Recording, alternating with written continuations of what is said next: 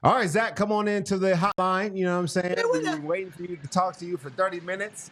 I don't know what you've been doing. It is Vegas, so you could have got into a lot within 30 minutes, but hit us with some updates, man.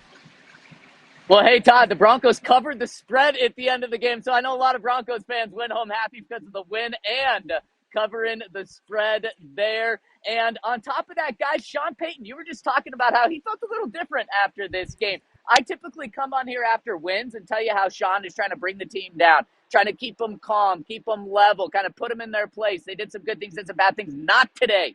Sean Payton was thrilled with the win today. So you guys are absolutely on to that. This might have been the happiest he's been after a win outside of that Saints game. I don't know if anything is going to top that one. But, guys, he knew how big of a monkey this has been on the Broncos' back, and they got rid of this. This is their first win in Las Vegas ever. This is the first sweep that the Broncos have had of the Raiders in over 10 years. And Sean said it earlier this season. I haven't seen a team have success and get to their ultimate goals by being 500 in the division. You got to be better. If the Broncos had lost this game, they would have not had any chance to get above 500 on the season in the division. So getting this one is a huge one. You could tell from Sean Payton, Club Dub was popping. I don't know what kind of music they were playing, but it was popping today. This one did mean a lot to the Broncos, especially after facing a little adversity in the first half. Yeah, exactly. I think you hit it right there on the head right there. Early on, you're like, what the heck is going on? But, it may be a little bit late, too, because they had 3 minutes left to drive down the field and put something on the board there. But the defense bowled up, did like they usually do, and came down and made some plays, right? I don't know if you know your name is Zach Two Collars. So, Yeah, we definitely. We got 2 chains and now you're 2 collars. So I hope you like I'll it. have to. Can I one up it to 3 collars next time if I throw that's big time. Do your thing. But then, at that point, we're not calling you 2 chains no more. That's more of like a what's his name? Cam Newton. That boy would be having like 3 different jackets on. That's a Cam. I'm like, oh my goodness gracious! Like, you got to be hot, bro, and you got a scarf on. He's ridiculous. Sorry. Maybe you guys can upgrade me to 2 chains, and I'll actually rock 2 chains if you can hook me up with that. Okay, I love it. But hey, Zach, I know a lot of people were wondering, and we were wondering as well. What's Bo hip like there? We saw him late get, I don't know, maybe twisted, weird, and then also with Riley Moss. What's up with him? Those 2. Yeah, so actually good news on both fronts. It seems like Bo's going to be okay. I think that was made bigger of a deal outside than it was inside. We'll officially find out Wednesday when he gets to practice again, but I expect him to be totally fine. There was no mention of that even. And with Riley Moss, Sean Payton told us initially, I'm not talking about injuries when asked about Riley Moss and Zach Allen, who was wearing a big boot out here before the game. And then he slipped it in later. He said, actually, Riley Moss avoided serious injury. It's an MCL injury. We'll see where he's at next week. And even mentioned, like, he could have potentially come back in the game today. So we'll officially find out after some MRIs tomorrow, but way better than I thought. I mean, that initial injury was scary with the hyperextension and then him slowly walking off the field, immediately going into the locker room.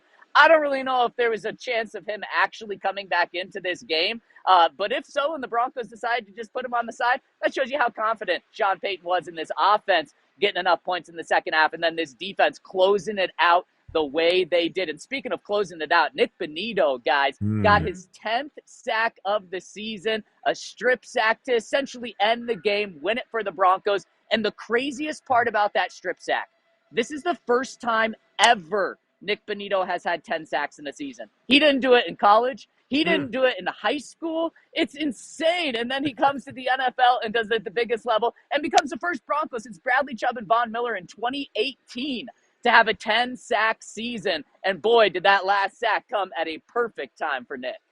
I think Nick is really playing at a high level, man. I think you see his impact to the game.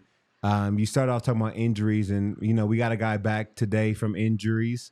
Brandon Jones, and I feel like he had a big impact on the game, really led to the touchdown that really, I feel like, set the game away from the Denver Broncos. I mean, from the Raiders, and they weren't able to get there. But talk about Brandon Jones and his impact to the game today. Yeah, huge. Sean Payton told us on Friday, the keys to the game are 89 and 98. That's Max Crosby and Brock Bowers. And what the Broncos did to neutralize Brock Bowers was put Pat Surtain on him and then double him. And they kind of alternated with that. Pat did a masterful job, and Brandon Jones was there. Anytime he was trying to catch the ball, Brandon Jones was right there hitting him. Brock Bowers was completely neutralized. I think 19 receiving yards. Remember, coming off a game where he had 13 catches for 130 yards and a touchdown, Brock Bowers was not a factor in this game. And speaking of the other guy that was key, number 98, Max Crosby, guys, had a 10-game sack streak against the Broncos coming into this game.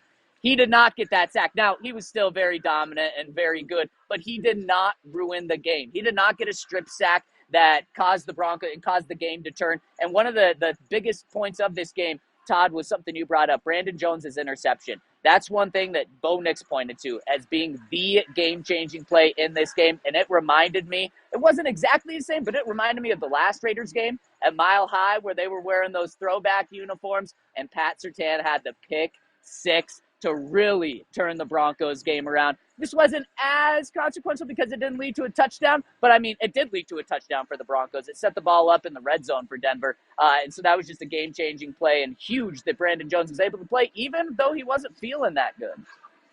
Love it. Hey, Zach, does Will Lutz get a game ball? Oh, he absolutely should get a game ball. In fact, let's one-up that. No, Sean, let's give him AFC Offensive Player, Special Teams Player of the Week. 5 for 5 on field goals. The Broncos do not win this game without Will Lutz. And I got to tell you what, after the game, Sean Payton was talking about Will Lutz and, you know, how he hasn't missed a kick since that final kick against the Chiefs. And Sean said, no, guys. He didn't miss that kick. That kick was blocked. That's on the coaches. Right. It would have gone in if it wasn't for him. So he has all the confidence in the world in Will Lutz. Love it. I love it. Awesome. I would talk about the run game, honestly. I don't even want to waste your time. I think we've been here long enough. I'm done. I'm done with the run game, bro. I mean, are you done yet? Or well, tell me. Do you need to run the ball when you have Mr. Bo Nix there? No, Sean. Why not just throw the ball 50 times? Rack up 400 passing yards. Just go that way. I don't think running backs would like that, would they? No, John. I don't think so. But yeah, I think it's just another game where they kind of were in the shadows again. I don't know. I don't know what to say about the run game. I don't even know what to ask you honestly about it. I think after this last, I can tell the frustration's there. I mean, I don't get it really. I mean, it's a thing where we just gotta, go with another running back and kind of just stick with them. I don't want you to have to answer all that, but like, what's up with the running game? Come on, real quick. Man, I mean, no, Sean. Especially at the beginning of the game, Jaleel turns out to be the hot hand. Two carries for 29 yards, and then he gets injured, kind of sideline. That totally killed the hotness with this, but. I think going with the hot hand approach is dangerous, especially when you're truly relying on the hot hand approach week in and week out, because it's probably not always going to hit. And then you're going to have to cycle through running backs to find out who's hot. And so I think the Broncos are going to have to kind of identify one guy and go with them. I mean, we thought Audric Estimé was running away with the job against Kansas City. And then today he's not getting the ball until the very end of the game just to run the clock out. So that is going to be something to follow and something that the Broncos need consistency with. Right, exactly. Oh, good. Well, Zach, it sounds like what I'm hearing is we don't need running backs. We don't need tight ends. All we need is Bo Nix, and we'll be just fine. But, man, I can't wait to break down the game with you. Oh, you won't be here tomorrow. I don't know if he's staying. I think he's staying in Vegas. I don't know what he's getting into. So you guys see Zach out there. Make sure you take care of him. Can you guys hear the Win Field Club? It's popping off. Apparently the Raiders don't really care. The Raiders don't really care about winning or not right now.